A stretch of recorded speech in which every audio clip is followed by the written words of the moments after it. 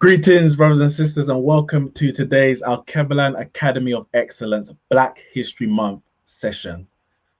On the 16th of October 1968, nearly 52 years ago to the day, upon receiving their gold and bronze medals respectively, after placing first and third in the 200-meter Olympic final, Tommie Smith and John Carlos raised their hands in a Black Power salute on the podium in Mexico City during the US national anthem.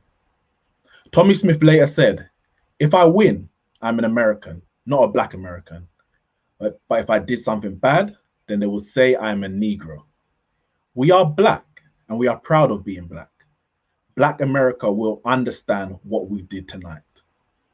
He later stated, "We were concerned about the lack of Black assistant coaches, about how Muhammad Ali got stripped of his title, about the lack of access for good housing, and our kids not being able to attend the top colleges."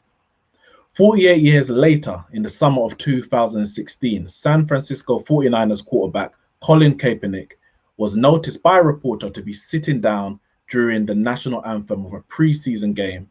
And when asked in the post-match interview, he stated, "I'm not going to stand up to show pride in a flag for a country that oppresses Black people and people of color.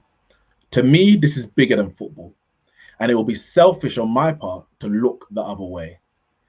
There are bodies in the street and people getting paid leave and getting away with murder." 4 years later, amidst the rise of the Black Lives Matter movement, we are seeing more and more sports people use their platform and their sports stage to speak out against social inequalities and stand in solidarity with human rights activists and movement, from LeBron James, Paul Pogba, Naomi Osaka, and Lewis Hamilton. The political statement made by Tommie Smith and John Carlos was deemed to be, and I quote, "a domestic political statement unfit for the apolitical international forum the Olympic Games were intended to be." So the question today is, should sports and politics mix? And before I bring in our panel for the evening, I ask that if everyone watching can like the video, share on your social media pages, subscribe to the channel, and of course, visit our website that you see along the bottom of the screen, www.alkebulan.org.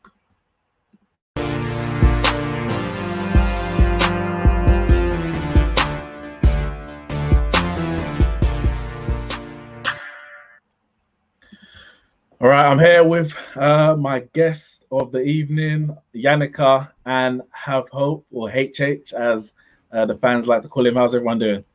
Good. Yeah, fine. Yeah, I mean, 2020 has been a crazy year. Very, very crazy year. A lot has been happening in the world, just in people in general. Obviously, we know with the COVID, etc.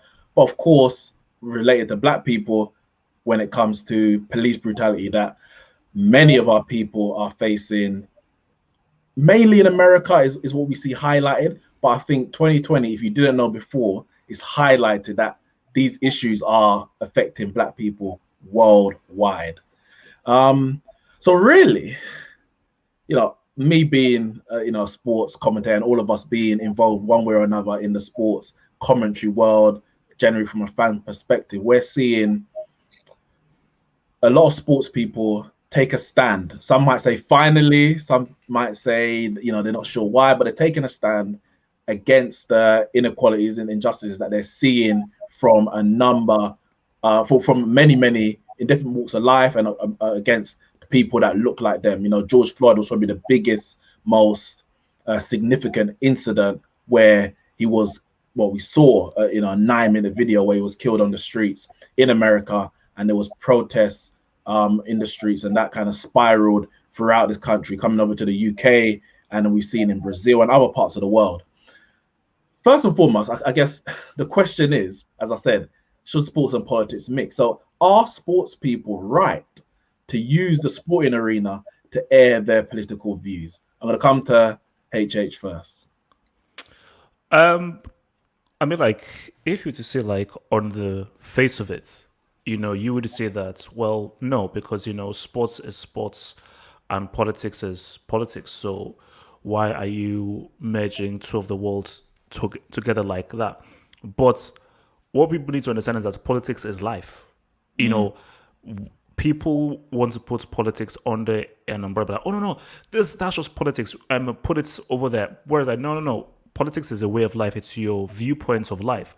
So everybody, everybody has a political point of view. Even if you don't believe in anything, that is a political point of view.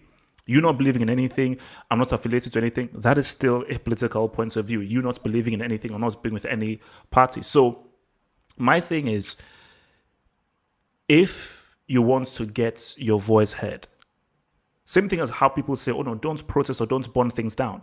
But if we don't protest or don't burn things down, you won't listen. It's about getting people to listen, because if you don't get people to listen, nothing will change. If you just say to someone, oh please, can you hear me? They can easily ignore you. If you shake them and you burn that, then it's more likely that they will listen. So if you're which is why you look at these things with like Geldof and these music festivals that are done to raise money, is nobody would care if you're just like, hey, please give money to the poor. No, you have to first put in like a Madonna, a Kendrick Lamar, famous people to draw them in, and then say, oh, while you're here, now I have your attention. This is how we want to help people. So for sports, we know that everyone loves football, everyone loves NBA. We have your attention. Now I have your attention. This is now what I want you to care about, because if I did it on another platform, I wouldn't have the voices and I wouldn't have your attention. So the world isn't perfect. If it was a perfect world, then it'd be like, aha, politics is there. We'll listen to politics, but it's not a perfect world. We have to deal with the imperfections. And the imperfections mean that you have to ruffle feathers and do things that may not be regular. So I do feel that even if on the face of it, it may not be right, at the end of the day, it is what has to be done, because you're dealing with human beings. And when you're dealing with people, you have to get their attention with whatever means you have necessary. Same question to you, Yannicka, really. Is sports the avenue, the arena where we should be having discussions? Or, some people say, no, leave that to the politicians. That should be discussed in the House of Commons or during the presidential debates or whatever it might be. Or is it, as Have says, is politics just a part of life, regardless? Yeah, I agree with that. I don't think you can have sport with no politics at all. Politics does play into everything that happens. Even now, like with the restrictions with Corona, we kind of got to wait for the government to allow fans to come in. So they're both together. But I think it's good that the sports stars are using their platforms for good. Do you know what I mean? Because they are role models. People do look up to them. People listen to them when they talk. So I think, in particular in the Premier League, a lot of fans were maybe not aware of kind of what was going on. Particularly a lot of English people, they're not really aware of what's going on in America. And since George Floyd, it's kind of opened everyone's eyes. And I think with the footballers kind of hammering it home, it is opening people's eyes to what's going on. So I think it's a good thing. I think they should use what they've got, which is their platform, to educate people, basically. Did you want to come in, HH? Yeah, I think, just in terms of what Yannicka brought up about role models, for me, I feel that it is unfair for sports people to have the pressure of being role models, because again, for a lot of these people, they didn't finish school. A lot of these people, they didn't move over to university, and for a lot of these people, they have been kicking a ball for as long as they've known. So even when they were in school, they always knew that I'm not going to be reading many of these books. My life is going to be dedicated to this sports that I'm excellent at. So I feel that it can be a bit too much of a burden that, because I'm amazing at kicking a ball around or putting a ball through a hoop, I must now be a role model. I feel like that is like unfair. So would you not say that regardless of if they want to be role models, the way that society is set up, the way that the world looks at them, children and otherwise, they end up being role models? Whose fault is it that we now view them as role models? It's our fault. So it is the fault of society. I think it's the same thing of how we are obsessed with celebrities, and because someone pretends to be other people, i.e. actors, we should now listen to them over like actual social leaders who've actually done the education. So it is a fault of society that we have propped up celebrities and sports people as now role models who we now look to with regards to what is the moral thing to do. Because again, if you put a mic in someone's face and say, okay, what do you think about the political situation happening right now? Have you done the reading? Have you looked at both sides? Have you done the research? Do you actually know what is going on? It's funny you say that because I mean we've had some incidents. I don't like calling out names in it, but sometimes it has to be done. We had some people who've been put out in front, or maybe they've put themselves at the front, namely a certain John Barnes, and he's been for the last few years, maybe not so in the last year. I think some of the corporations have realized that nobody cares. Like we're done with him. He's not. We don't care about what he's got to say. But he was put out there as like a voice of speaking about racial injustices. But yeah, as you said, you have to ask, well, have you done the reading? Have you done the research?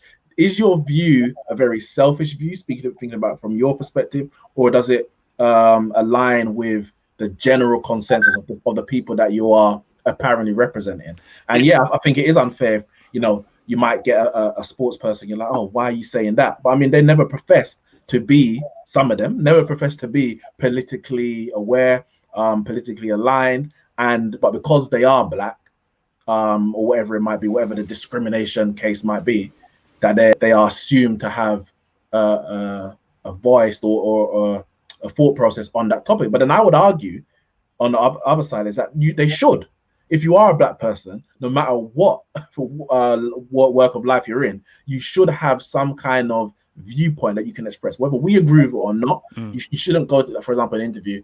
You know, I got nothing to say. I just here to play football. No, you should have something to say because it affects you one way. Even if you don't realize it affects you, it still affects you. So it's a double-edged sword for me. But I do think that, as I said in my opening, this has been going on for over 50 years, just in terms of the sporting arena. And it goes back way further than that. We know about when the likes of Jesse Owens, when he won his 4 gold medals, and the racism he received when he went back to America. And he said the racism he received when he came back to America with his 4 gold medals was worse than anything he received in Nazi Germany, where he won the 4 gold medals. You know what happened with Muhammad Ali in terms of being stripped of his titles because he refused to be getting drafted for the war. So these things have been going on for obviously centuries in terms of racism, but in terms of the sporting world, it's so. There's a point that Yannicka made where she said people over here are realizing, kind of waking up to what's happening in America and realizing that it happens over here as well. But I'm like, this has been happening for so long that I think anyone that suggests that, oh, I didn't know it was so bad, it's either you're lying or you're ignorant, because I don't know how you could hide from the fact that these kind of injustices have been happening globally. But you can always, and that's why they're saying, say ignorance is bliss, as in people can just choose to live their life in a way where they just want to be unaware, and they just choose to be unaware. So when it's now where they're like, oh wow, because whenever you see something like that, you could just turn off the TV, or you can just look away, or sort of. But I think I do agree with you in the sense of, I mean, which is why I think it's more so with, and that's the burden of the black sports athletes as opposed to the white sports athletes. Because for the white sports athletes, you can just be like, oh, like, I'm sorry, I'm not choosing whether I'm a Democrat, Republican. I'm not choosing whether I'm a Tory or Labour. No, but for a black sports athlete, if you say you have nothing to say on racism, that's wild. That's wild, because every single black person abroad has dealt with racism. 100% of black people abroad, at least once in a time, have dealt with racism. So you saying you're not having anything to say is proof that you are worried about your status, and you've chosen to protect your status rather than actually just say, okay, this is who I am as a human being. Boom. And that's why I'm so happy that I've what I've seen in the last year. I mean, I'm not happy about the circumstances, but the circumstances that have been existing. So it's not something that I can run from. But the fact that, especially young black men, some younger than me, some a bit older than me, but have decided or been felt powerful enough in a position of power that they feel they can say these things without and they'll take the consequences, whatever they come with it. So Colin Kaepernick, for example, he decides to sit down. He gives the reason why he sat down, and we know he's been blacklisted. That was 4 years ago. For the likes of LeBron James, the likes of Paul Pogba, Naomi Osaka, to still then make a political stance in their field on the backdrop of what's happened to people like him, it shows a bit of strength and a bit of power to them know that, you know what, the power actually rests with us. We're the ones, you know, doing the entertainment. We're the ones making these big corporations, these billionaires, money after money. We are the prize. So if I want to say something, I'm going to say something, and no one's going to stop me. And that's how it should be. We should be able to do that. Coming to Yannick, in terms of HH's post about point about role models. I mean, do you think that sports people should be seen as role models? I feel like it's kind of by default, and like HH says, it's society, because you get kids, like even people that go on Love Island, like they're on a dating show and they come off it and people are saying, well, Molly May's done this and Molly May, you know, she shouldn't be a role model, but by default, because she's known and people have watched her on TV, you automatically kind of become one. It's like when you become a parent, you become a responsible adult, regardless of how responsible you actually are. You know, your kids are going to always look up to you. And I feel like with footballers, because they've got kids as young as like 3 and 4 years old, looking up to them, they kind of by default become a role model. So it's not really a case of me saying, oh, they should be. It's a case of they just become it by default, you know? So it's not really anything we can do to kind of get around that, because I think that's just how they're seen, you know, especially the ones that play for England, like your Raheem Sterling, you know, he's more likely to be a role model than, say, Fernandinho, just based on the country that he's in, you know what I mean? Yeah. So a question here from Heru says, good point from Have Hope about the role models, but who does he regard as the leaders that should have prominent roles on these issues? People who have dedicated their livelihood 24/7 into these issues. So channel that I do some part-time work for, there was like a Black Lives Matter march that happened from Notting Hill to Hyde Park. So it was led by, there was this, again, I forgot what his name was. So it was this man and these two, so I think it was 2 or 3 ladies and this man. And they were doing most of the talking and the speaking, and the lady was doing most of the speaking because they had the megaphone. Those are the people that should be leading all these issues, because these guys 24/7, they've dedicated their lives day to day doing this. So these are the people who should be propped up, because if you put a mic into their face, they're like, yeah, I can answer anything to you because my life is about this. I'm reading about this. I'm researching about this. So you can ask me anything. I can go to this.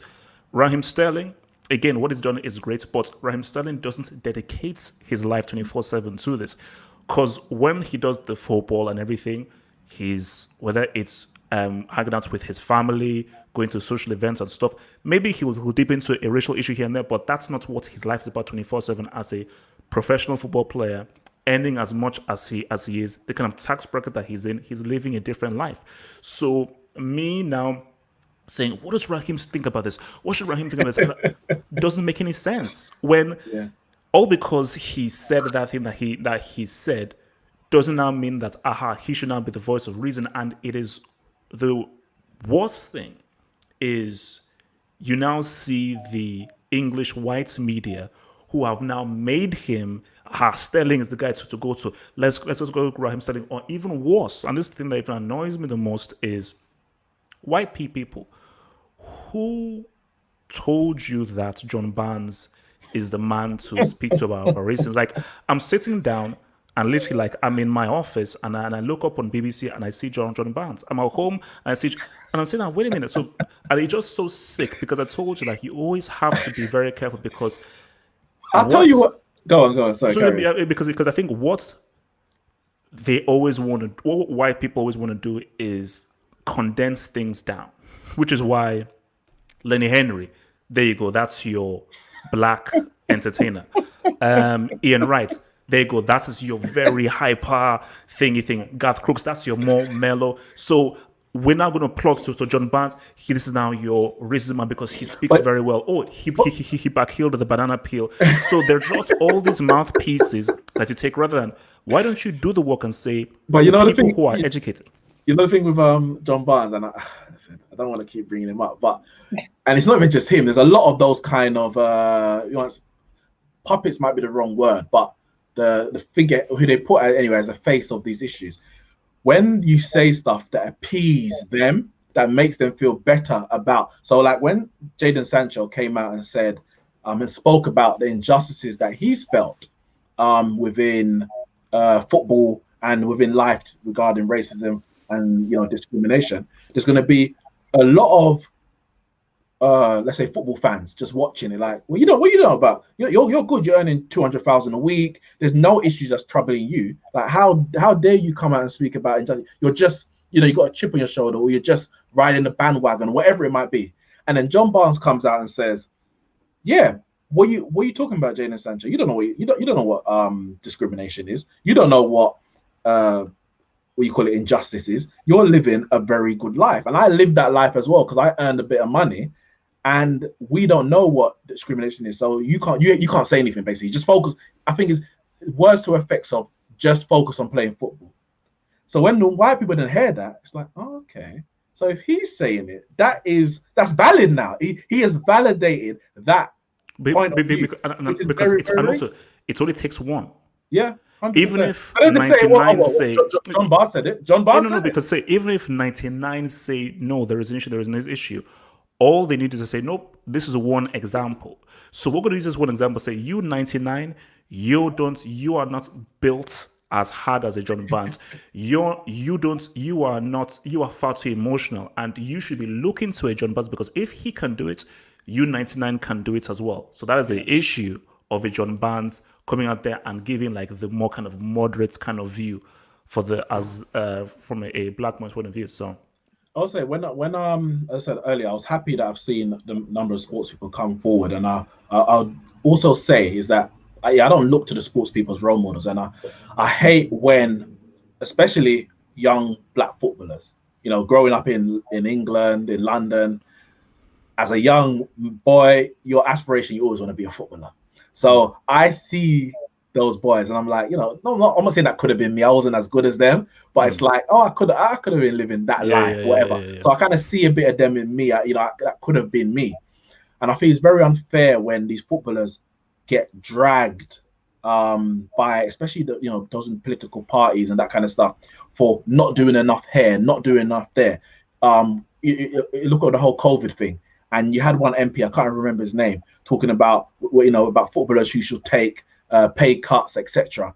And I'm so happy Marcus Rashford, who's recently received MBE, that's a discussion for another day. Yes, member of the British Empire. It's a discussion for another day. But the work that he's done in this year has put to shame a lot of the negative stereotypes that are handed to these footballers, and I think that comes from a place of where these footballers are just grew up on council estates. They're one of us, and now you're earning 200,000 a week, and you're jealous. You're jealous of them, and now you're putting these unrealistic expectations on them to do stuff that nobody else is doing. So whether it's speaking out, because I see a lot of people, oh, how come so and so hasn't spoken out? What has Raheem Sterling, as you said, got to say about it? But I'm like, but racism is happening at your workplace, and you ain't even batted an eyelid or sent an email to HR. You're like, I don't want to lose my job. I need my money. But you expect other people to put their livelihood on the line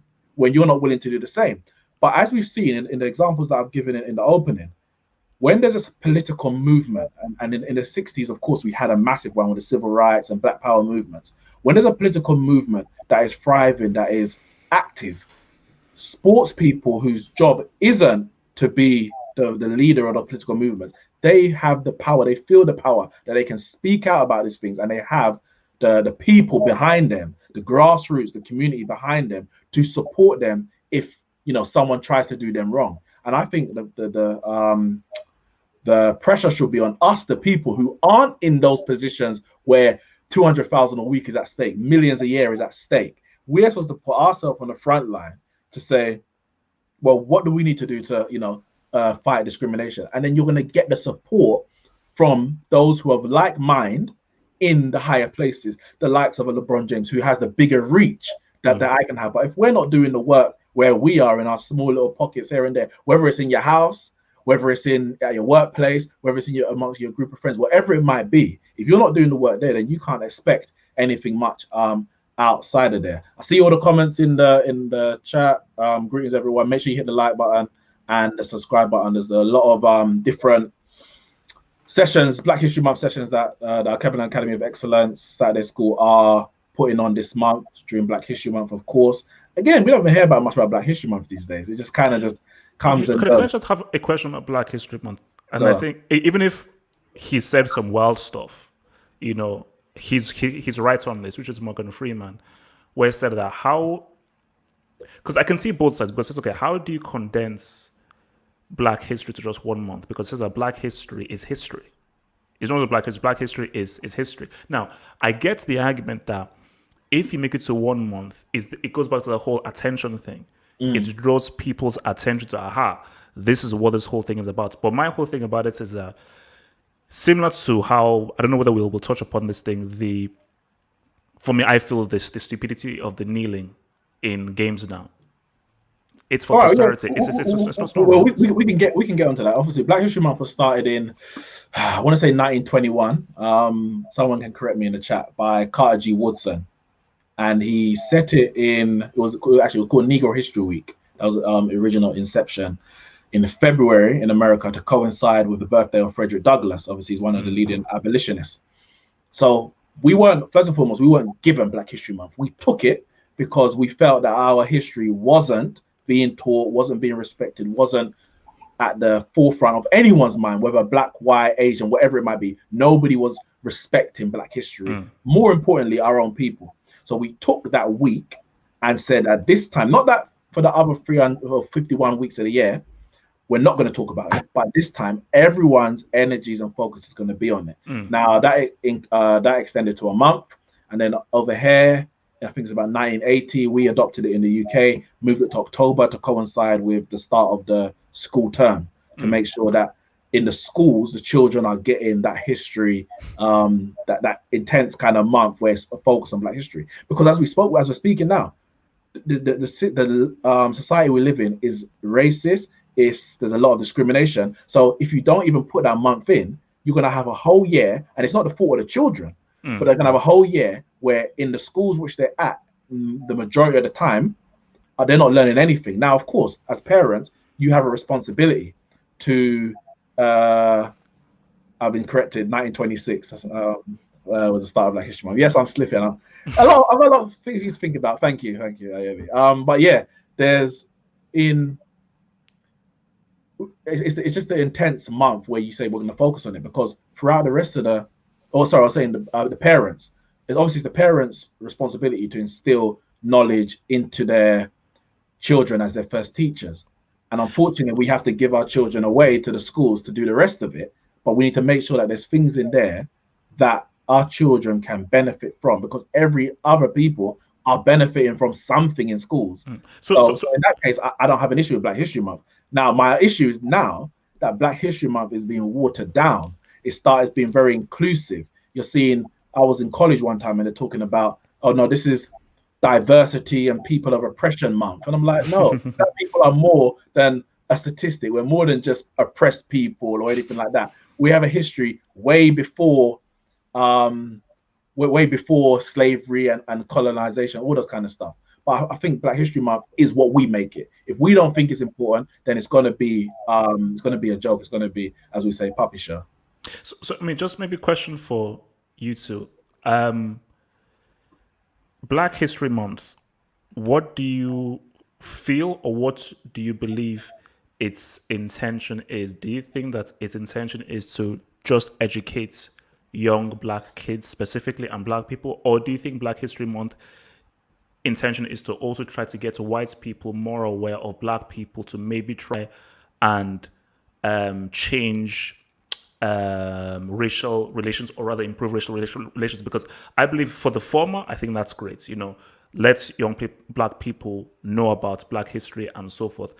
For the latter, for me, a racist is going to be a racist. And I remember in school, when I was in school, there was no such thing as Black History Month in October. If there was Black History Month, I know the majority of the racist guys that I went to school with, they'll just start making jokes and just mocking stuff and everything, and it will not resonate with them, because these guys are just, numbskulls. So I'll let you go first, Yannicka. Yeah, I think it is. The intention is to educate. But to be honest, I went to a very white school. You know, it was like 98% white, if not 99. And I don't remember learning anything Black history wise. I might have done like Martin Luther King, maybe, but I don't really remember it. Most of the stuff that I've learned about Black history has been outside of school. So, like my dad, he's always watching stuff and educating us that way. And I've learned obviously on my own as I've got older, but I don't really remember Black History Month at school, to be honest. So if it was there, I don't remember it. But I don't. We didn't do much if we did any. So yeah, I mean, same. Like I say, in my school was you could count the amounts of Black people that were in school online. So because there's even like a funny photo because I still have the photo of my first year in school because I went to school in Thiel, which is near Reading, and literally it's a sea of white. You can see one yellow dot, my Japanese friend, and one black dot, which is me. And that was it. Yeah. Everyone Black in my school was related to me. I've got completely different to you lot. I grew up in London. My school, my primary school was, it's hard to say. It's probably 50-50 in terms of white and then non-white.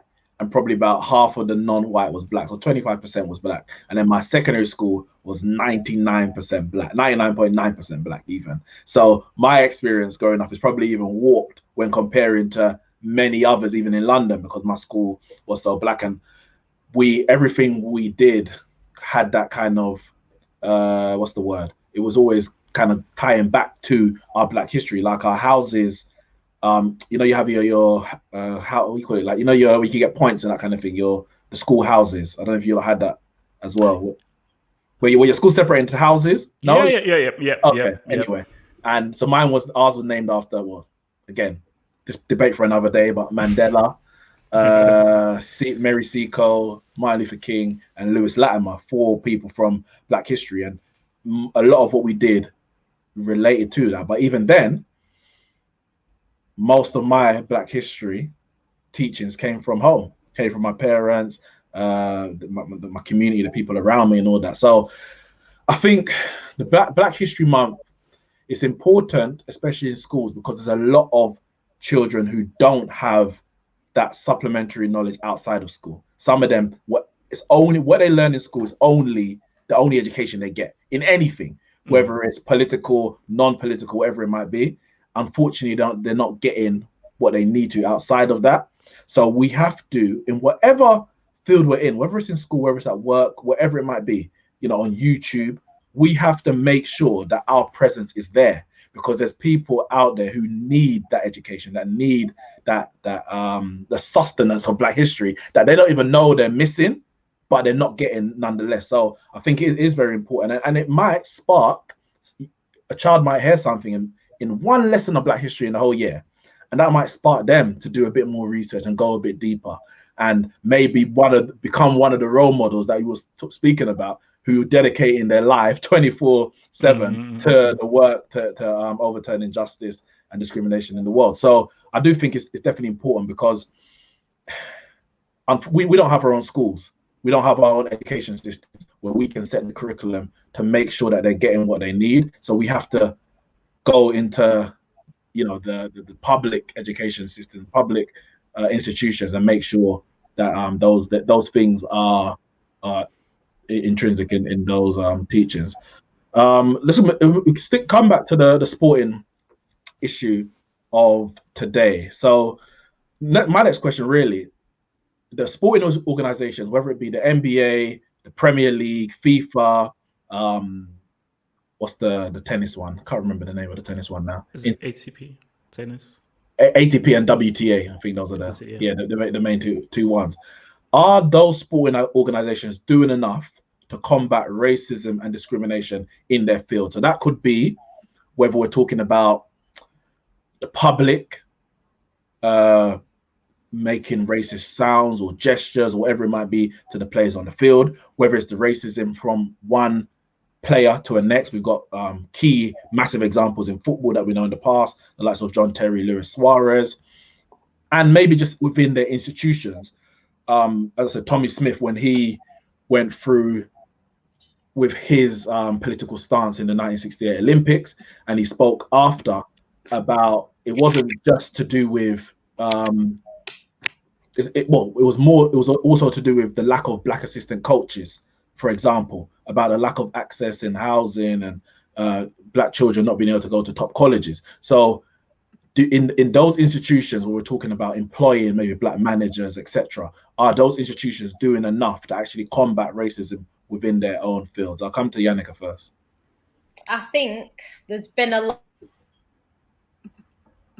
They kind of, every so often something will happen. It'll trigger people to start saying, oh, Black Lives Matter or whatever it is.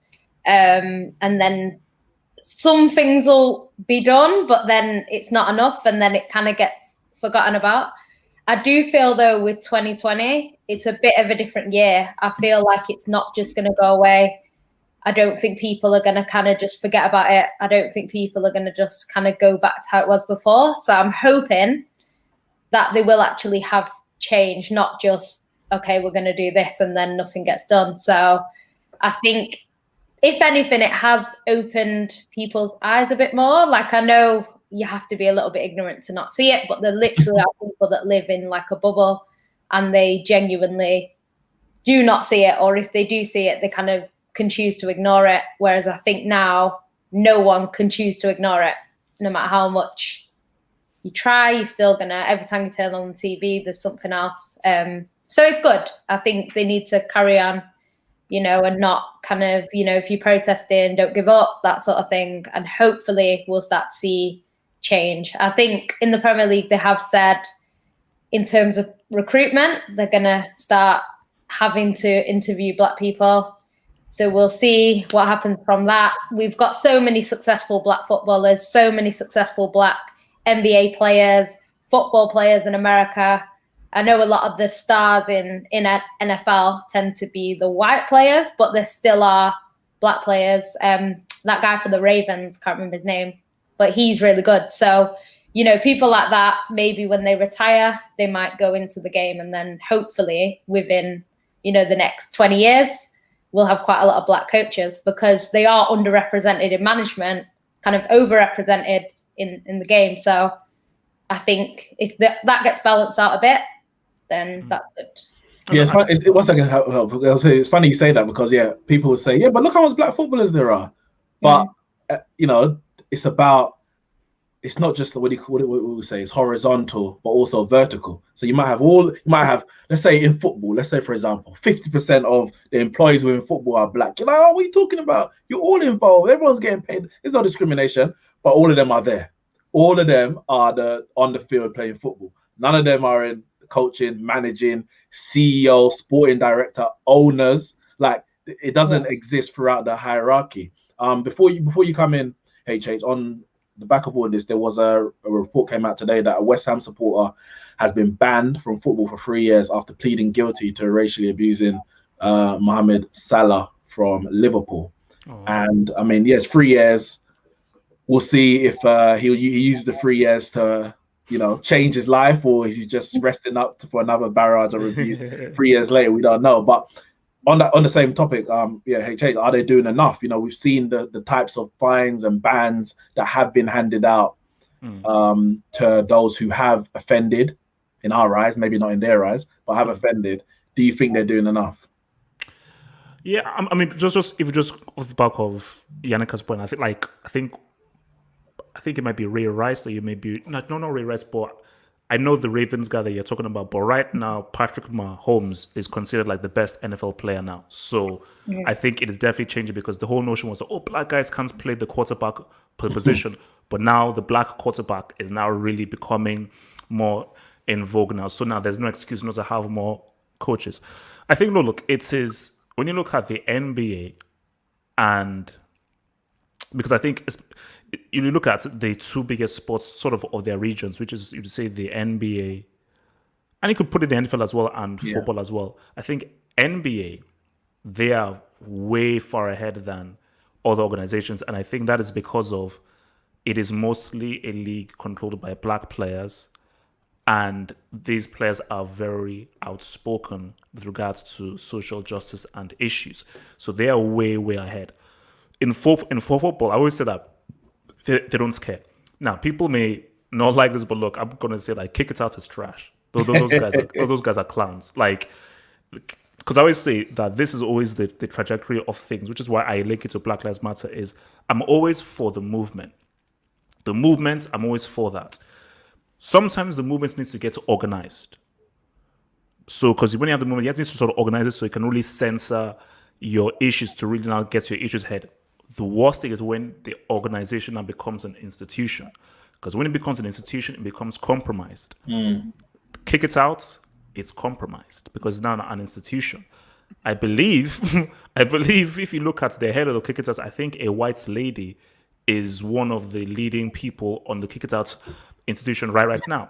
So what Kick It Out is there for is, hey, similar to people kneeling now, let's just look like if we're doing the right thing and let's keep it moving. Oh, they did something racist. Let's just shove out that, say no to racism, add, fine, keep it moving. They don't care about sorting it out, because if you cared about sorting it out, then you would have more serious lengthy bans. It's like a child.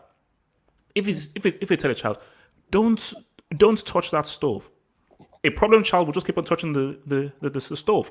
Now, people will disagree with me. If you beat the child will be like, I don't like touching this stove, but this pain I receive every time I touch this stove, I don't like this pain. So the child will now know that it's not worth me touching this stove from the pain I receive from my mother every time I touch the stove. So they will now learn to stop touching this stove. So the type of punishments is what will deter you from doing said thing. You just, I'm banned for one game. 1,000 things. It's fine. If no, your club is deducted points. You're now banned for like a year. You're like, damn. Because I always say this, that you can never solve racism in society. Racism will always exist because that's just the disease of human beings that we have. You can 100% solve racism within a football stadium. And I think it is crazy that in 2020, you still have instances of racism. That is because, to answer your question, organizations like in football, they don't really care about it. Tennis is different because in tennis, the culture is a bit more. It isn't the kind of culture that is sort of like, hey, let's cheer, because really it's about being much more silent and quiet. So they've never really had to really deal with that kind of stuff. I mean, there were a few instances with Serena in the French Open and the Australian Open, but that was really more like in the Australian Open, that was more to do with the kind of cartoonists that was depicting Serena in that kind of way. You see, F1. But I'll tell you what, before you even go there, and I do understand, it's a bit different in terms of football crowds. Let me just land on the F1 before F1, because I always forget. So just lastly, for the F1, you see, something like F1 it is what it is. Like, look at the history of the F1. How many black drivers have there been?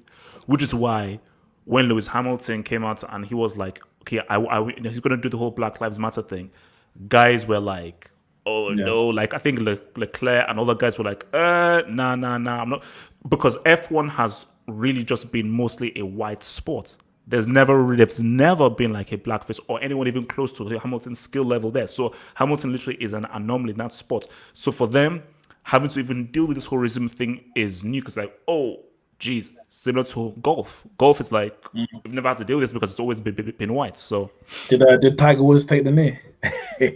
he's Camdenasian.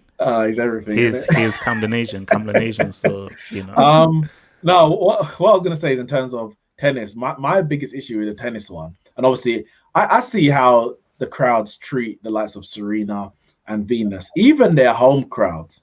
I think it was Indian Wells where Serena used to get a load of abuse when she used to play there. But my biggest issue was the commentators and how they would commentate on those two playing. And those things trickle throughout society. So they'll use the terms like we get in football. In football, the common phrase is pace and power. But in tennis, with them two, it was very similar. The power, beast mode, the strength. It was nothing about the skill of the woman.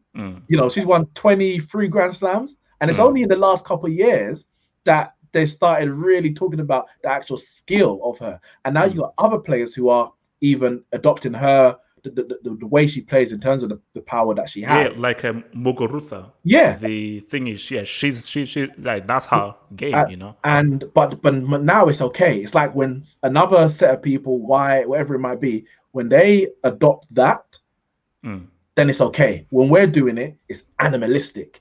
It's something that is, you know, it's barbaric. It's not elegant or anything like that. And that, you know, that counts for many things in life, whether in terms of black people, whether it's, you know, our hair or the way we dress or anything like that, the way we speak. But there's a small theory on that, and I think my theory on that has, even for me, even when I was in school, like, because I hated rugby, but I was one of the fastest in the school.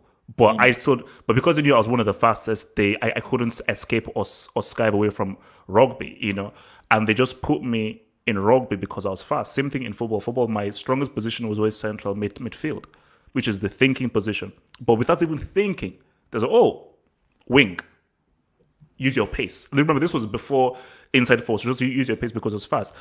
And here's my theory is that white people are like, wait a minute, these guys can't be fast, strong, and smart. You're fast and strong. We're smart. We're smart. That's a perfect deal. So we bring the intelligence and the nuance. You bring because that's why I always say to black people and for black kids, whenever people say, "Oh, you're so fast and powerful," it is not a compliment. It is not a compliment. But listen, it is just Yaya putting in a hole. Yaya Toure used to say the same thing. He goes, when I'm at Man City, I think it was when he joined Man City, he's like, everyone expects me to, you know, be this enforcer in the midfield, defensive midfielder, tackle, get back, you know, move my weight around, win the ball back and give it to the more creative players, they'll say. But he's like, but nobody's asked Iniesta to do that. Nobody asked Xavi to do that. I am an attacking midfielder. That my job is to be that creator.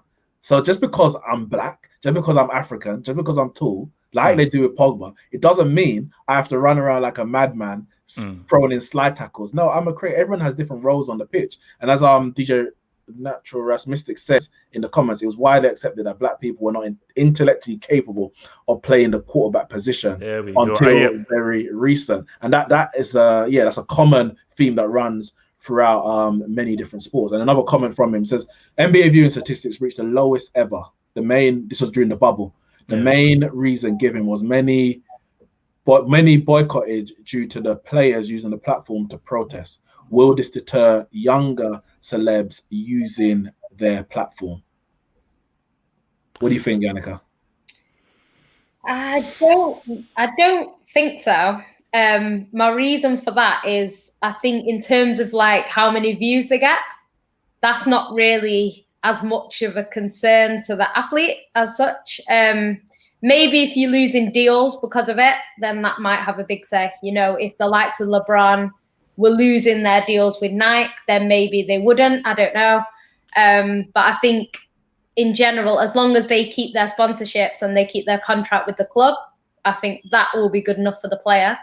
But again, that might cause sort of like other organizations to say, "Oh, we're not paying you as much." That's the thing. It depends, isn't it? Because it's a knock-on effect, isn't it? So because those franchises might be like, "Oh, guys, you need to stop doing this because we're losing figures, and therefore we can pay you less." It's not exact. I don't think it's exactly the same. But look at Lewis Hamilton. He came out on the podium when he won. He had his T-shirt that said, "Arrest the cops that killed Breonna Taylor."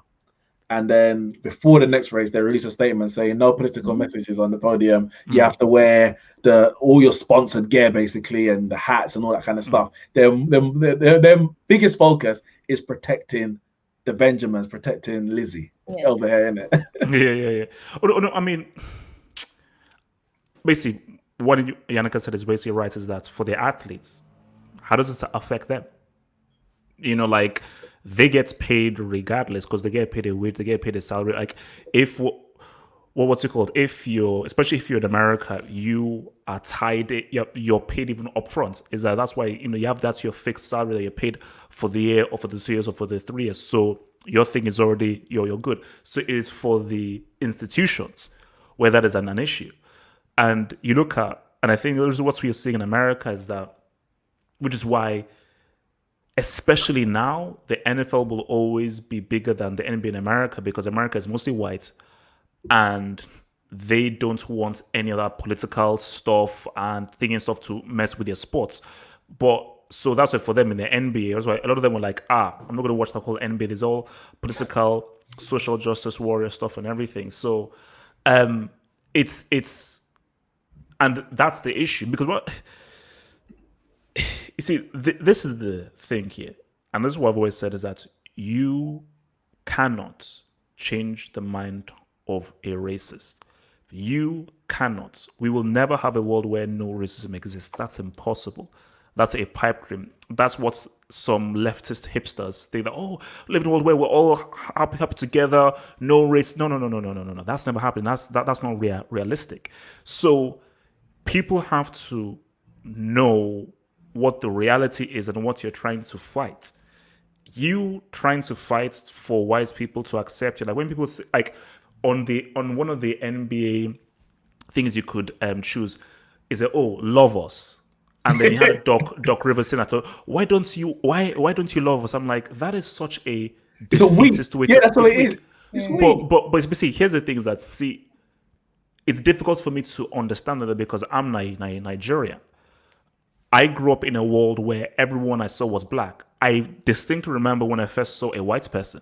I remember that because all I knew were just black people. And I only left Nigeria when I was 10, 11. So for the first 10 years of my life, everything I saw was black.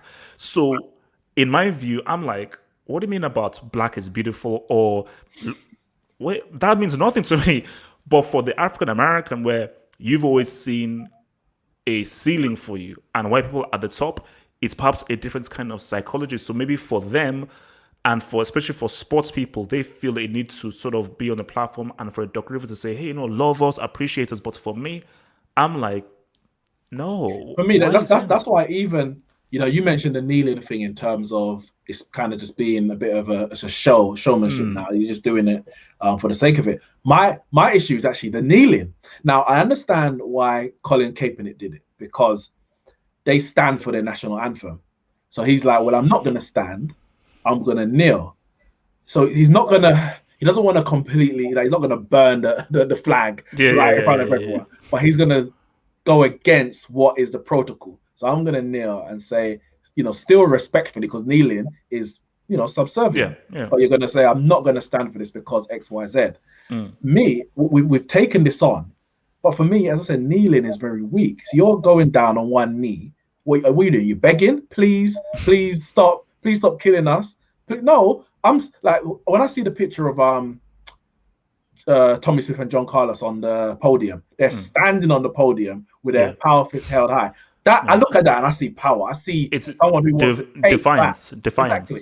But when you're kneeling doing it, it's counter. It's an oxymoron. You're kneeling saying please, and then you got your fist up like you're gonna fight, but you're in a position where you can't really fight from. So even that alone, I have an issue with.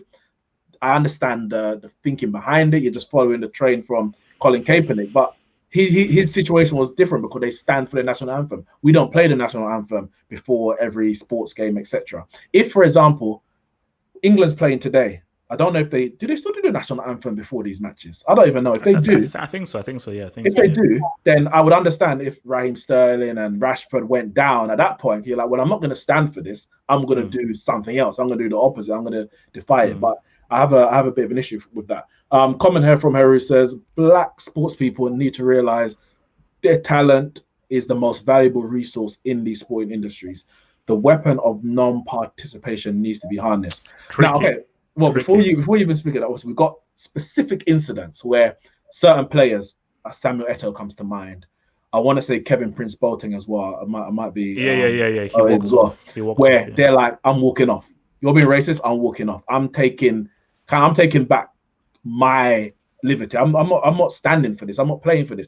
Some people will say, oh no, the best way to shut them out is to do it on the pitch, carry on playing, and maybe score a goal. And I'm like, no. Oh, I hate that so much. Because you're still there entertaining them. Yeah. With all the abuse that you're getting. So it's like you just accepted that it's a part of society. They're saying, nah, you want this entertainment, as the question says or the comment says, they have to realize they are the most valuable resource. So I'm not playing unless things are going my way. So what is the actually on both of those cases? Definitely Samuel Eto'o was stopped from walking off. Yeah, by Ronaldinho. Yeah, I remember that. Kevin Prince Boateng, I can't remember.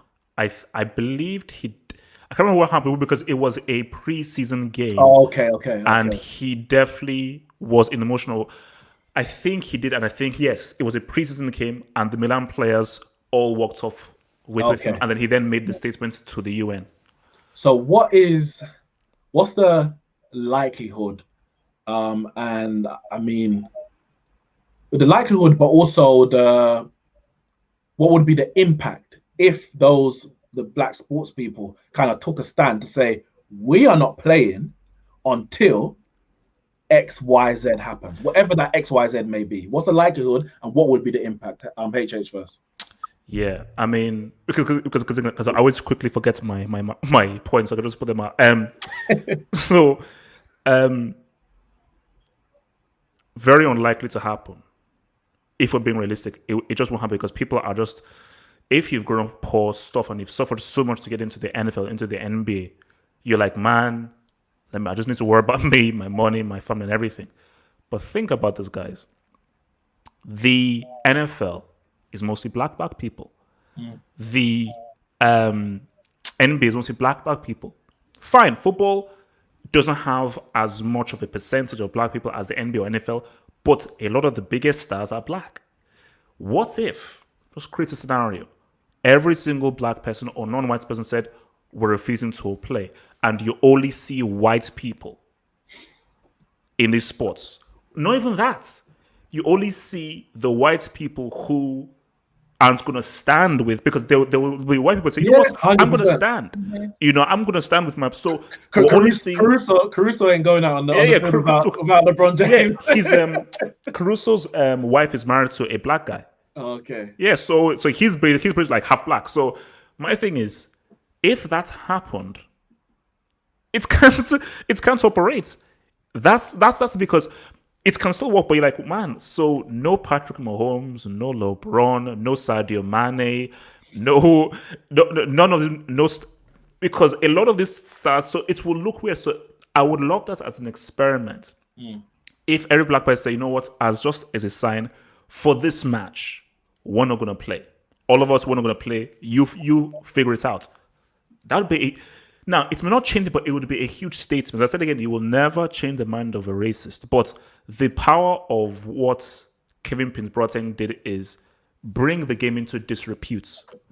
Once you ruffle feathers, you gain the attention. It's about gaining the attention. And you only gain the attention by shaking someone, not by saying to someone, as you said, kneeling, oh, please. It's about, no, listen. So you get attention. And that's the thing. I'll come to you in a second, Yannicka. That's the thing. When it comes to you said that you can't change the mind of a racist, and I'm not in the idea of trying to convince people to like me for whatever the reason might be, whatever it is. If you don't like me, that's between you and yourself. That's your own problem. If that affects me now, if it stops me from getting jobs, whether from buying stuff in the street, being able to walk the street safely, etc., that's when it becomes a problem. In life, in society, we have crime and punishment. If you steal something, you get, whether it's a criminal record, or you go to prison and you have to serve time. So the punishment is the deterrent. They don't just say, well, we're going to educate everyone to be moral and to do the right thing. They might do that, but if you transgress, we are going to punish you. So I'm more interested in those people not having the power to enact their discrimination against me or whatever the group of people are, rather than changing their mind to accept everyone. Because some people are and some people aren't. That's between them and themselves. But if you can't get away with it, then my job is done in that case. Because as long as I know there's a punishment that is sufficient, that's gonna I either deter people from doing it, if you don't change their mind, or punish them if they do it.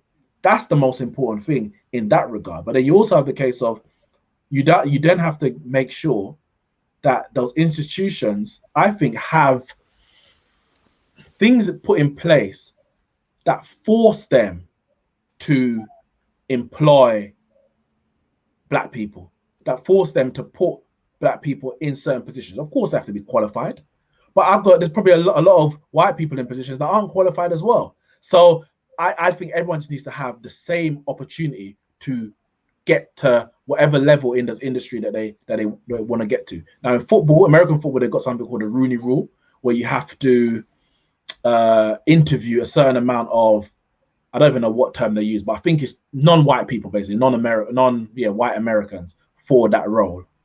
Okay, so basically, you are forced to interview a group that are underrepresented. So it may be a female, non-white, and so it's an underrepresented group. You're forced to at least have one interview from them. And I know they've been talking about putting in football. I don't know. Is it implemented yet? It may be implemented. No. It's not but I think they were talking about it, but I don't think it's been implemented. But I think people are, without it being an actual law or rule within football, some clubs are kind of going along with it already without it being there.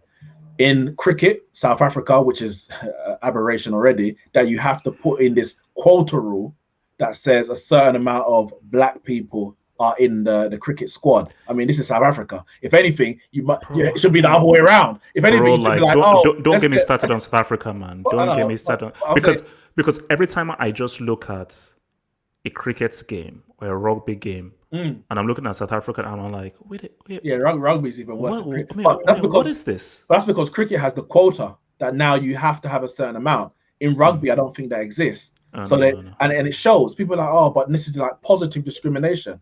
Well, I mean, you've been getting away with negative discrimination all this time. Forgive me if South Africa should have a few black Africans. How many black players are in the South African team? I think the quota they have to have is 5. So out of the 11, you have to. So it'd be, what they say is black and colored. So you'd have black, Asian, mixed race, Because Russell, when I was growing up, there were no. There was no black South African cricket players when I was growing up. There was one main one, Mackay Ntini. He was the only one who was really in there, and he was representing like all the black people in South Africa. But it's like, this is ridiculous. So I think you have to put these things in place to make sure that whilst we're in these societies where the minds of the people have not changed, it doesn't hold us back. That's the most important thing. I don't care what you're thinking; it's what you're doing. That's how I stand. But yeah, Yannicka, what's the likelihood of, black people just saying, well, enough is enough, we ain't playing until certain things change? And what impact would that have? I think the problem is not everyone would get on board, because like you say, a lot of the time when these black players go to walk off the pitch, tends to be other black people or other white people that just kind of like, no, stay on. But it's like, it's their choice. If you're being racially abused, you should be the one that makes that decision whether you stay on or not.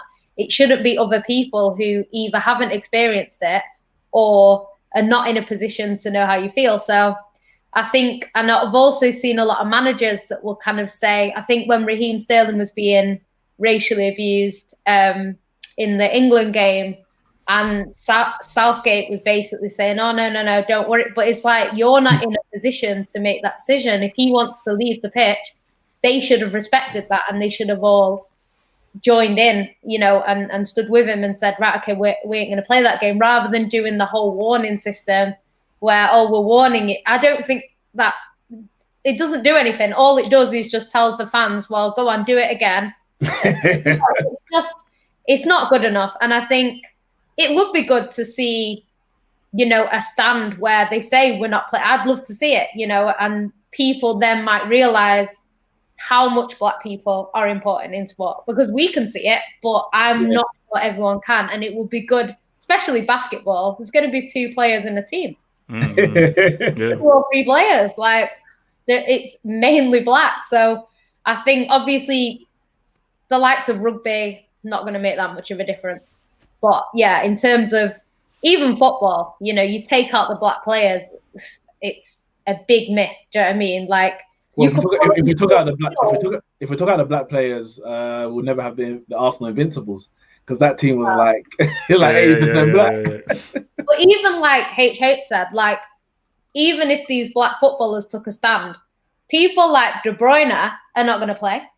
Even though he's white, he's not gonna play when he knows that the reason why he's, do you know what I mean? Like, a lot of these players that are white are gonna say, we're not playing, you know. I can't see, I know De Bruyne has always got his hand up, he's just an example, but obviously his mum grew up in Africa. So, you know, I don't think he's gonna sort of just watch people kind of say, oh no, we're not having this, and be like, okay, fine, I'm gonna play.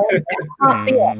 Really and I think in this day and age with that social media, they're those same people, even if those white players are not, whatever, if there might be some black players who are also like, I'm not really interested, but they know the impact that social media can have on their careers, and they will get so much backlash in this moment, especially, as I said, the Black Lives Matter thing is top of everyone's agenda, whether you want it to be or not, it's right there.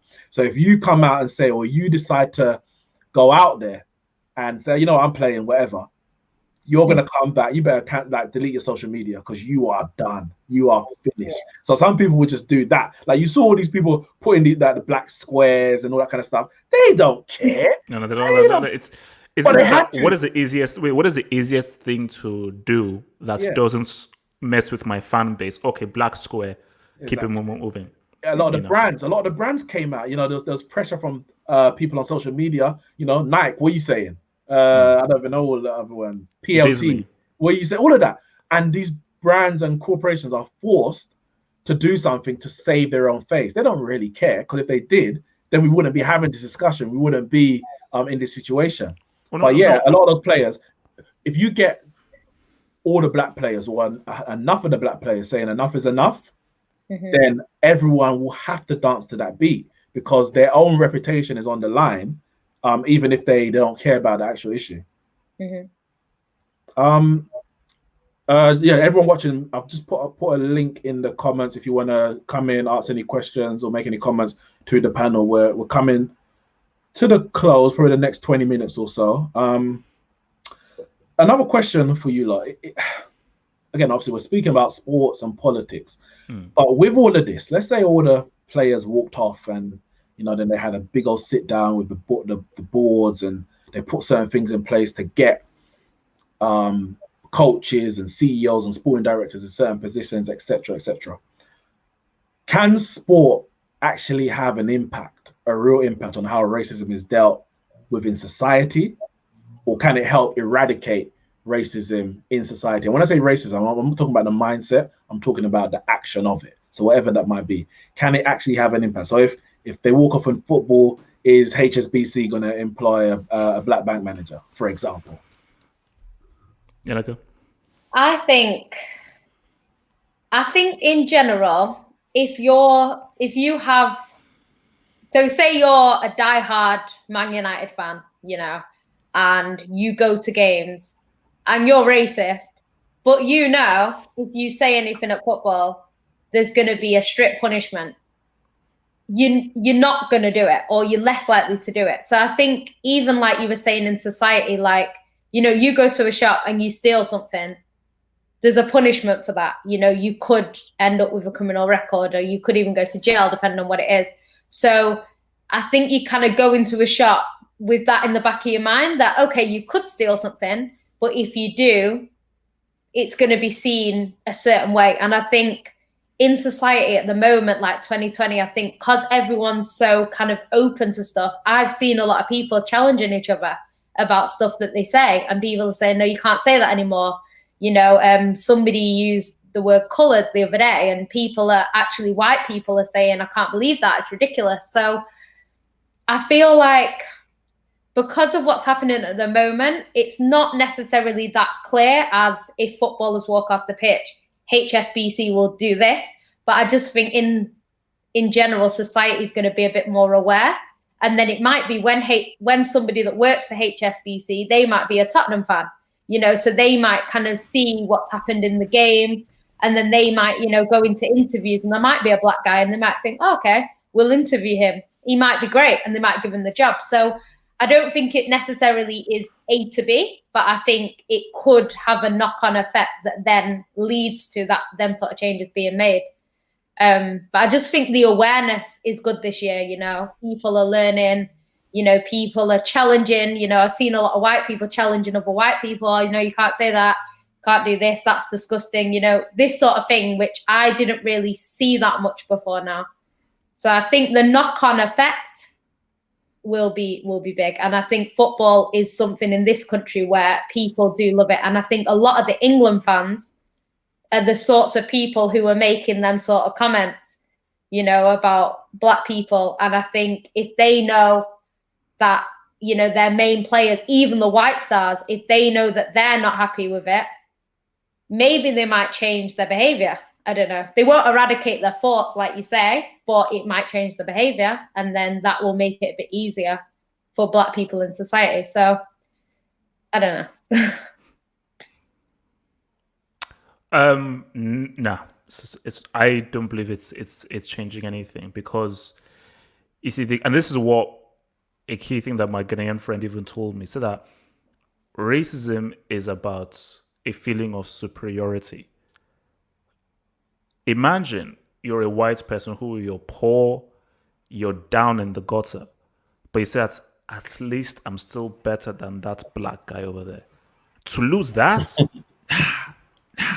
So that's kind of mindset of we are superior to you. I'm just better than you.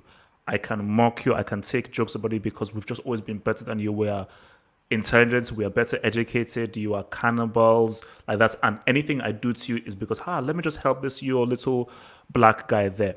That's psychology. You have to kill white people to take that psychology away. You have to kill, because it's such a great feeling to have for a white person that, man, no matter what, I'm always better than this black dude. And even me, a poor white person, is still better than this rich black person over there. That's psychology. White people will never want to lose. So there is nothing. So even if, as Yannicka said, let's say it's my favorite white. So let's say I'm a Tottenham fan. Harry Kane is my favorite player in the world, but I'm racist and I love to make racist jokes. And Harry Kane says, no, I'm standing with this and that and everything. I'll be like, what's this SJW, social justice warrior guy doing? Look, go ahead and just score goals, man. And I may even view Harry Kane differently. We're like, look, I still like you based on the goals that you score, but this whole thing of like, I now have to now respect black people and have to view them as my equal? Hell no. Because I need to feel I'm superior to them. I need that for my life. And there are white people they need that feeling. Let me say, on top of that, okay, look, for example, Marcus Rashford, what he's been doing this year in terms of feeding children, etc. And it's forced, whether they want to or not, it's forced the politicians to kind of act on it. While I agree, can't change the mindset of a racist or a group of people in that regard. If football, or let's say football in this country, were to take a certain stand on racism, would other big corporations not feel, if the FA said we are doing X, Y, Z to make sure that racism is eradicated from the game, which they have not done, kick it out and show racism red card is a joke. It doesn't, all that nonsense. What did you say? The free strike kind of rule before you come off the pitch for warnings? Nonsense.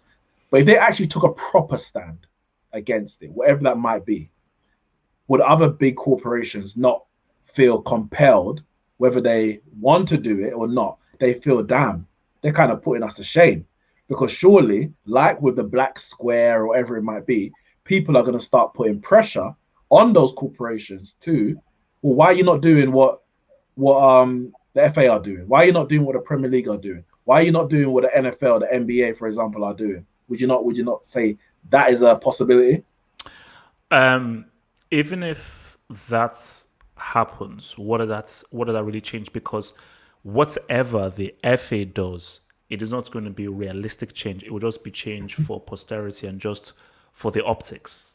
And that's it. Because the people that, you have to understand that society, that this is a white man's world. Because obviously that this is a world... Word to Tupac. Yeah. No, ruled by white men, controlled by white women, because women control white women. Women always control men. As much as men want to realize you're doing it for women to appease women. That's just a fact. So, because, and also they're having their own civil war right now, white men and white women. So I'm going to leave them with that. But my thing is, you have to understand that this world is racist. the core, the foundation of this world is racist, and you're dealing with people that it is built into their psyche, it is built into their subconscious. So anything they do on the face of it may look like if it's cool, but really deep down they're like, no, we don't want to change how things work. We don't really want to change things, how things operate. That we're just going to just do things to, this makes us feel good. Kneeling, it makes us feel good. Let's get a few black faces, it makes us feel good. But changing the system? Didn't Donald Trump kneel? And they had a Kente scarf. No, that was Nancy Pelosi. Oh, was it? No. Basically, it was the oh my god, it was the Democrats in the African American Museum. It was, oh god. Sorry, I could only laugh. I was watching a clip. There was this, I don't know who it was, some boxing show, and David Hayes sitting. Yeah. He goes on. I can't remember who it was, but he goes basically, we know that all this racism, blah blah blah blah, and there's no one better to speak about it than, I don't know, Bob. And they crossed over to Bob, this white guy. Yeah. Just see David Hayes just sitting down there like that. You're sitting next to a black man, and he's not the one to talk about it. It's actually no, but I think it was the way that he phrased it. Because if he phrased it as, boxing and focus on the whole box, because he never mentioned boxing, it was like, what the heck? Because he just talked just to the most regular white guy from the road who you just sort of went to from David Hayes. So Steve Bunce. That's what. Steve Bunce. Listen, that was actually hilarious. Like, all I can do is laugh now. I'm past. Not that obviously I care, because I want to do work to actually change it.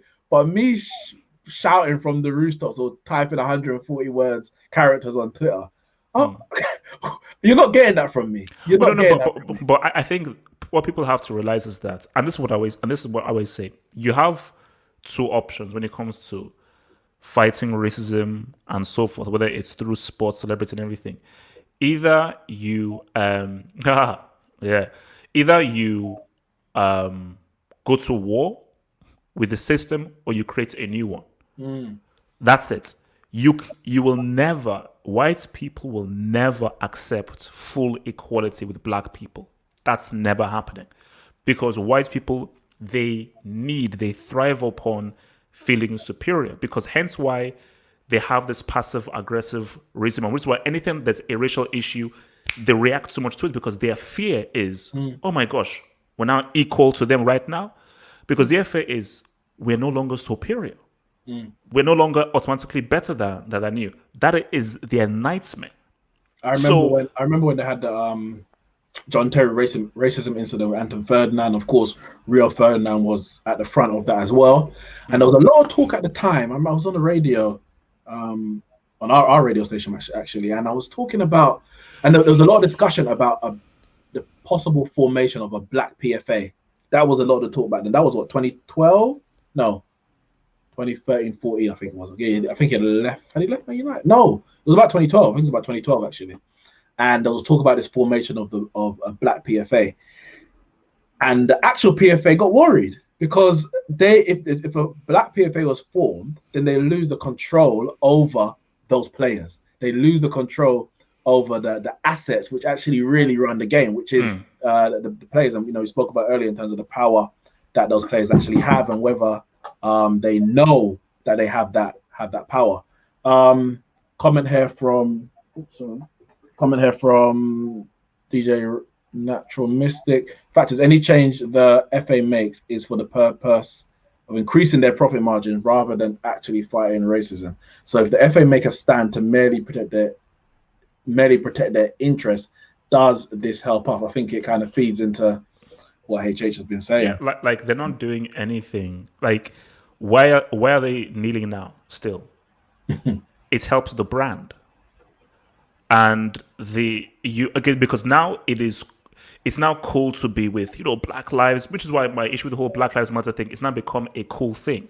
It's no longer about the movement of Black Lives Matter just as much as white lives.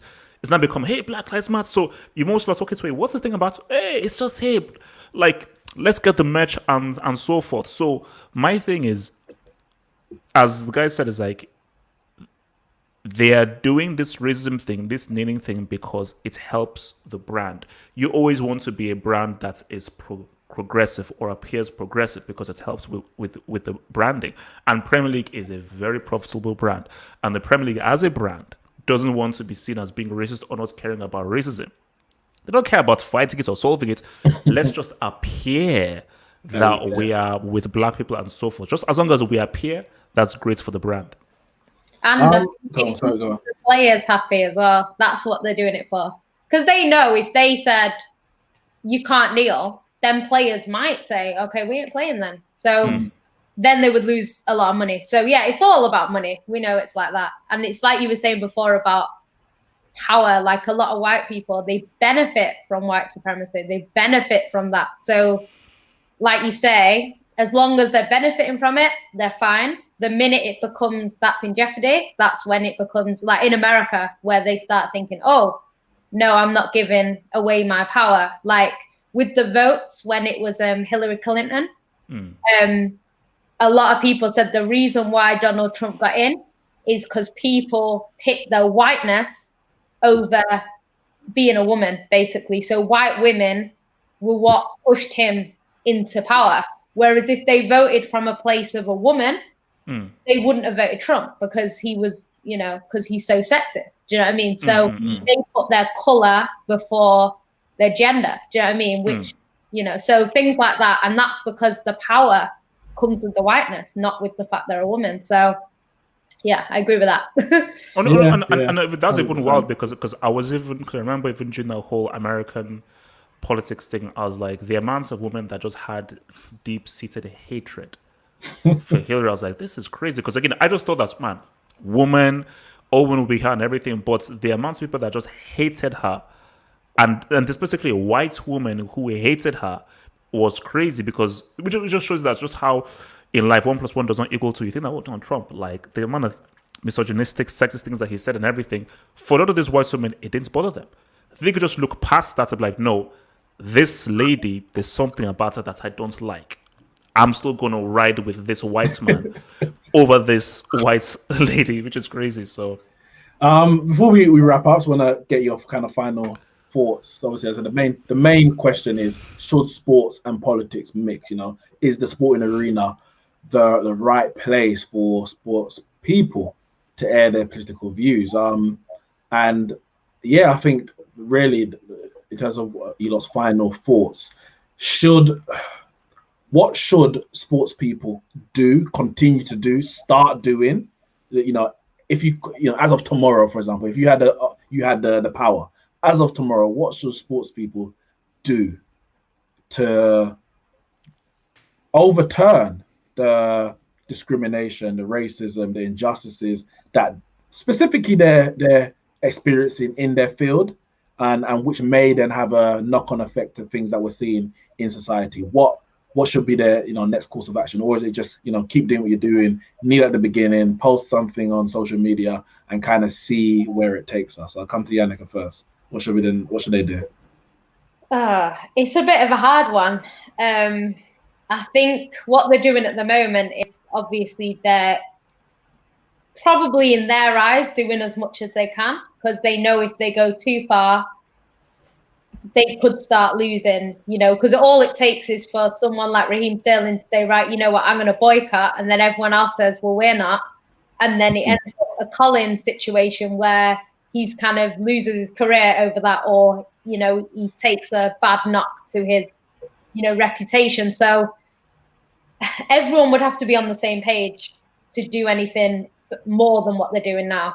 But I don't agree with, when a player makes that decision to walk off the pitch, that you've got people saying, no, stay on. I don't agree with that. I think if you get racially abused, I can't come and tell you how to deal with that. I can't tell you how to react. And I think the other players should be more supportive in them situations. Like I know somebody mentioned Aluko before, but when she was having her issues, you had that mixed race girl, what's she called, the one that played for City.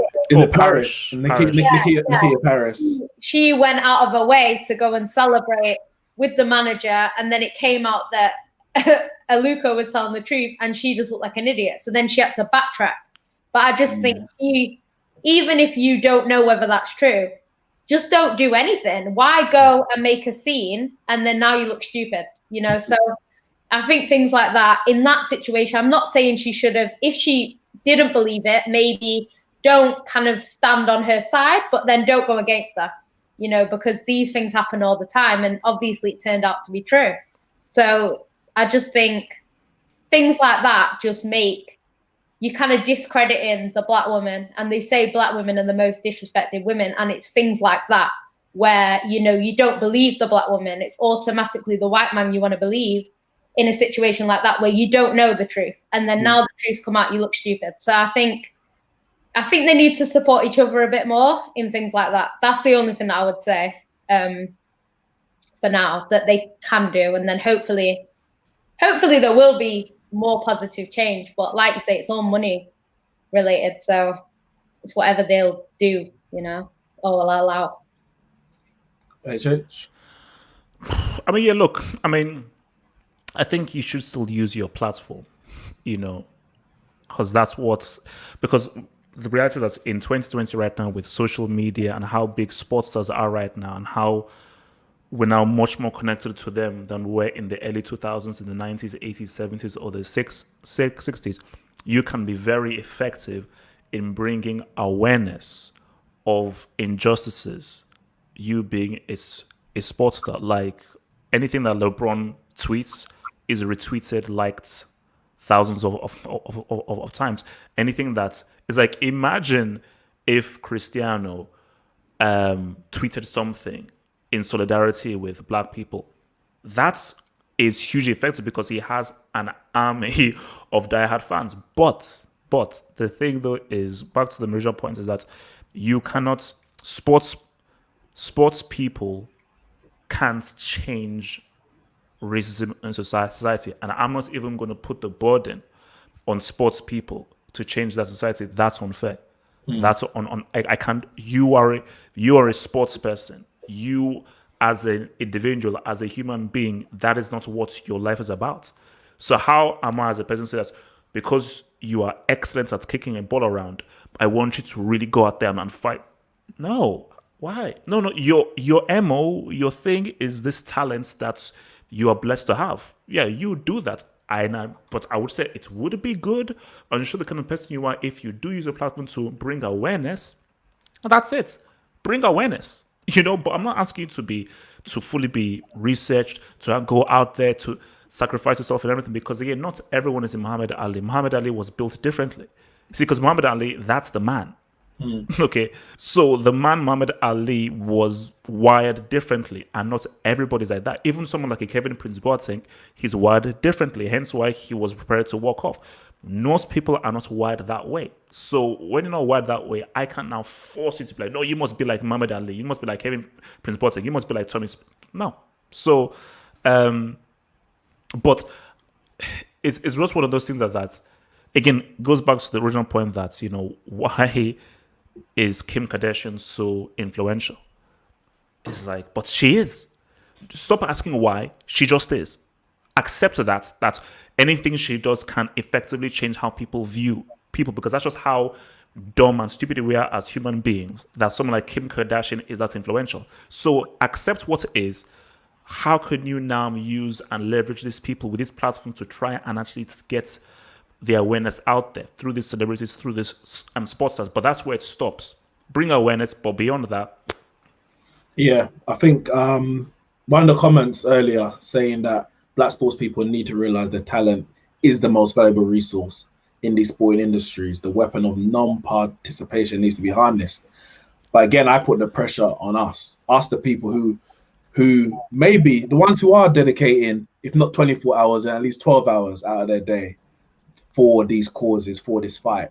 And when the movement is strong, as we've seen throughout society, throughout history, when the movement is strong, sports people who are that way inclined will join, will stand in solidarity, will use their platform to raise awareness. But if we're not doing the job, we're doing the work in our small pockets, as I said, whether it's in the families, whether it's in the workplace or in communities, wherever it might be, if we're not doing it there, we can't expect those just because they have 1 million followers on social or more, that they're gonna then take that take this their platform and possibly compromise their livelihood by doing that if they don't have a support mechanism behind them. And I think it really, they say charity begins at home. Everything starts with the person. We have to educate ourselves as individuals and let that spiral out so that everyone and anyone knows that black people aren't taking this anymore. We're not just gonna be walked over and stepped on any longer.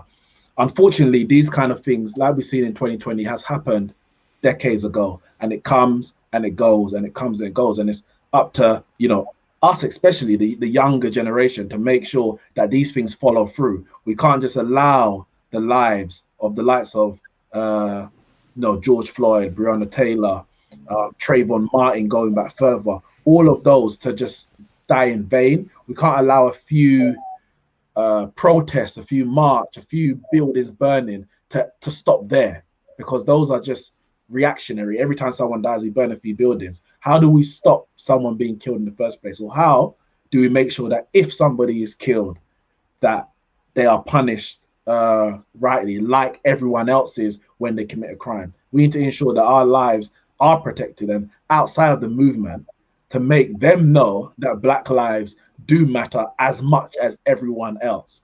And when we do that, we'll see more and more people gravitate towards that movement. We'll see more people stand in solidarity, and the power, the ability to overturn the racist society that we are in lies with the people. If we're willing to organize, then yes, we'll do it.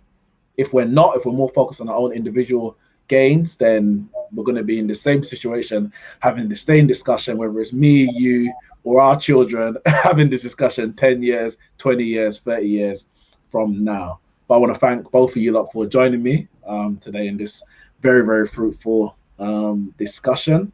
All the people watching, all the comments, thank everyone for the comments. Make sure, as you can see on the ticker bar below, make sure you visit the website www.alkebu-Lan.org. There'll be more information about the different events that during this Black History Month from the Alkebu-Lan Academy of Excellence Saturday School, or the contact details if you've got any children that you want to enroll in the Saturday School. All the contact details will be on that channel, on that website. Guys, where can everyone find you? Have hope. Oh, Yannicka, anyone? I'm on Twitter you can see it there, at Yannicka with 3 A's. I do have YouTube as well, which is Yan City, ENT. And HH? Yeah, you can just find me on Twitter at HalfHopHot, or if you just type in HalfHop on YouTube, you can find me there on YouTube as well. And of course, I'm Neeks from Neeks Sports. I'm sure you've seen me before. If you haven't, then well, all my details are there. And I'm sure you'll see me on, if there's any other stream going on this Black History Month, you're going to see me there. But yeah, that's it from us today. As I said, make sure you hit the like button, hit the subscribe button, and follow all the work that Alkebu-Lan are doing in the community. Visit the website alkebu-Lan.org and follow the Black History Month program that the AAE have put on for our people this month. Tell them I'm worried, be thankful unto God.